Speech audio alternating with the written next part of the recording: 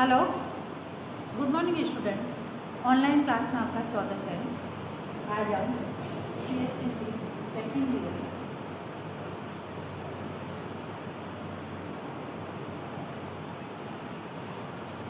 Subject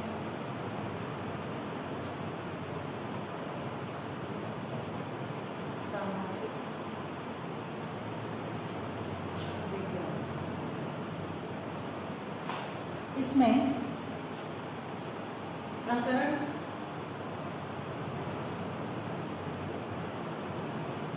हमारा जो प्रकरण चल रहा है सतत और व्यापक मूल्यांकन के उपकरण।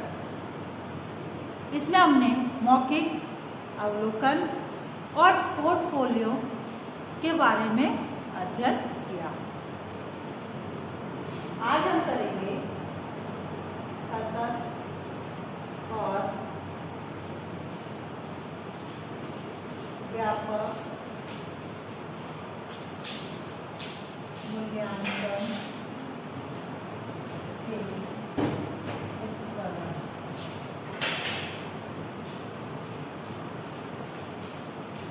सतत और व्यापक मूल्यांकन के उपकरण के में पालक को दिए जाने वाले कार्य यानी प्रदत्त कार्य जो हम उनको करने के लिए देते हैं। अब प्रदत्त कार्य का मुख्य उद्देश्य पाठ्य पुस्तकों में निहित अवधारणाओं के संबंध में और अधिक जानकारी एकत्रित करना है। यानी जब हम विद्यार्थियों जो हम कार्य देते हैं उन कार्यों से संबंधित जो पाठ्य पुस्तकों में जो दिया गया है उन पाठ्य पुस्तकों से संबंधित उनके बारे में और अधिक जानकारी इकट्ठा करते हैं जिससे बच्चों के ज्ञान में वृद्धि हो सके। यानी जब हम उनको प्रैक्टिकल कार्य करने के लिए देते हैं तो उन प्रैक्टिकल कार्य में विद्यार्थी क्या करते हैं, अपना पूर्ण मनोयोग लगाते हैं, मैटर कलेक्ट करते हैं, सामग्री एकत्रित करते हैं, उसके बाद वह उस कार्य को करते हैं। तो इससे क्या होता है, उनके ज्ञान में वृद्धि होती है। ये जानकारी वो स्थानीय परिवेश, समाचार पत्र या चर्चा किसी से चर्चा करके एकत्रित कर लेते हैं। समाचार पत्र देखते हैं, स्थानीय जो जानकारी है उससे संबंधित मैटर कलेक्ट करते हैं, किसी से उस बारे में पूछते हैं और मैटर कलेक्ट करते हैं। बच्चे अपने किए गए कार्यों को आकर्षक ढंग से प्रस्तुत करते हैं। जैसे हम बच्चों को देते हैं कि दालों का कलेक्शन करके लाना, पत्तियों का कलेक्शन करके लाना और अन्य किसी चीज़ का कलेक्शन करके लाना, तो विद्यार्थी क्या करते हैं, उसको और अच्छे से अच्छे तरीके से करने की कोशिश करते हैं। उनमें जो है काफ़ी सृजनशीलता, कल्पनाशीलता विकसित होती है। प्रदत्त कार्य ऐसे हो जिससे बच्चों के कार्य करने में आनंद आए और कुछ अतिरिक्त ज्ञान भी प्राप्त हो सके, जिसमें सूचनाओं की खोज करने में विचार का सृजन करने, विद्यालय के भीतर और बाहर होने वाले अधिगम को जोड़ने का अवसर मिले। यानी जो हम कार्य देते हैं विद्यार्थियों को उसमें क्या होता है, उनके ज्ञान में वृद्धि होती है। वह चीज़ों को कलेक्ट करते हैं, इकट्ठा करते हैं।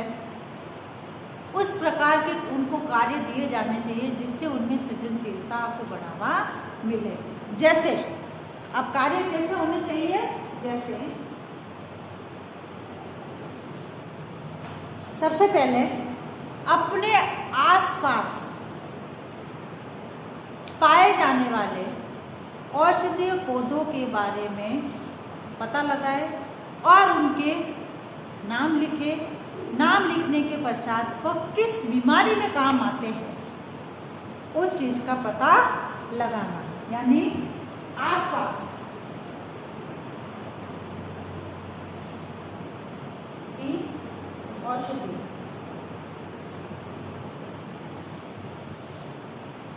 आसपास जितनी भी औषधि है उन सब के बारे में पता लगाना, पता करके उनके नाम लिखना और नाम लिखने के पश्चात कि यह औषधि कौन सी बीमारी में काम आती है। तो इससे विद्यार्थी क्या करते हैं, सीखते हैं। फिर है पर्यावरण से संबंधित जानकारी के लिए,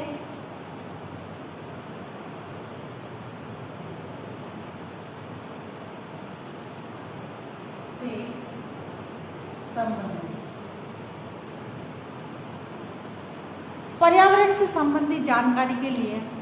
अब पर्यावरण से संबंधित जानकारी यानी पिछले दिनों में अखबार में जो खबरें छपती है इससे संबंधित उन खबरों का अवलोकन करें, उनको कलेक्ट करें और उन सूचनाओं को जो उन्होंने प्राप्त की है, जो उन्होंने अखबार से कलेक्ट की है, उनको उन सूचनाओं को लिखें और आवश्यकता अनुसार पर्यावरण से संबंधित करें और जानकारी प्राप्त करें।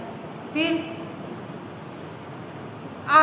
अपने घर में पाए जाने वाली विभिन्न आकार की वस्तुएं कलेक्ट करने के लिए दे सकते हैं।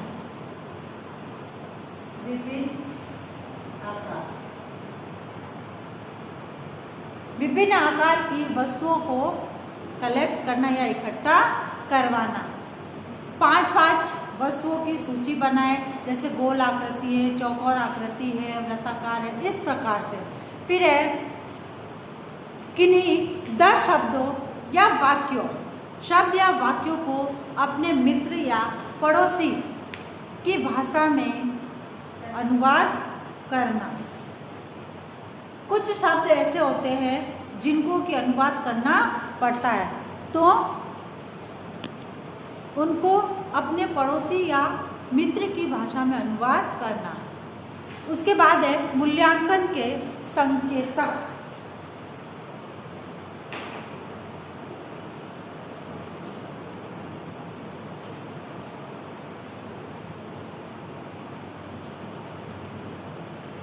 इसमें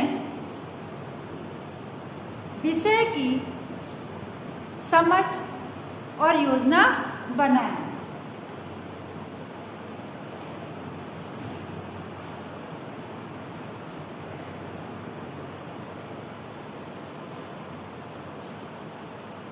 योजना बनाना, क्योंकि जब हम किसी विषय को समझेंगे तभी उसकी योजना बना सकेंगे। फिर है दूसरा है कार्य किए गए कार्यों का परिवेश के साथ अंतर संबंध। किए गए कार्यों का परिवेश के साथ अंतर संबंध।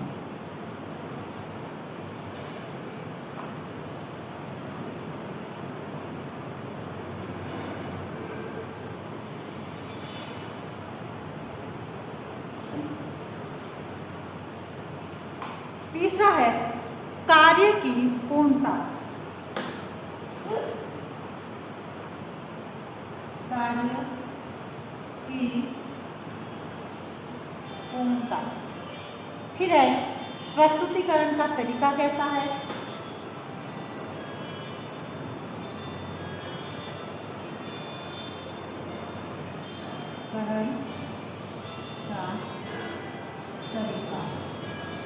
और लास्ट जो इसका है वह है निष्कर्ष।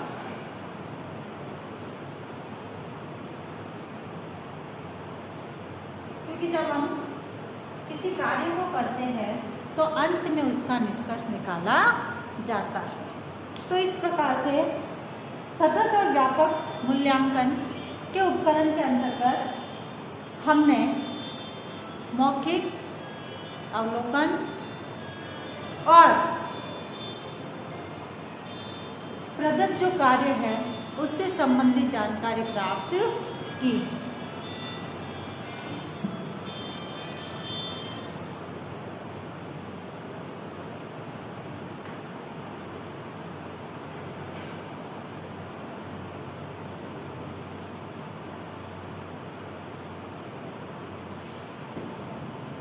अब एक विशेष बात, जैसे कि हम सभी जानते हैं कि वर्तमान में कोरोना जैसी महामारी भयंकर रूप से फैल रही है, अतः इससे बचाव है तो हमें कुछ उपाय करने, हाथों को सैनिटाइज करना, मुंह पर मास्क लगाना, सोशल डिस्टेंस का ध्यान रखना। स्वस्थ रहे, सुरक्षित रहे। धन्यवाद।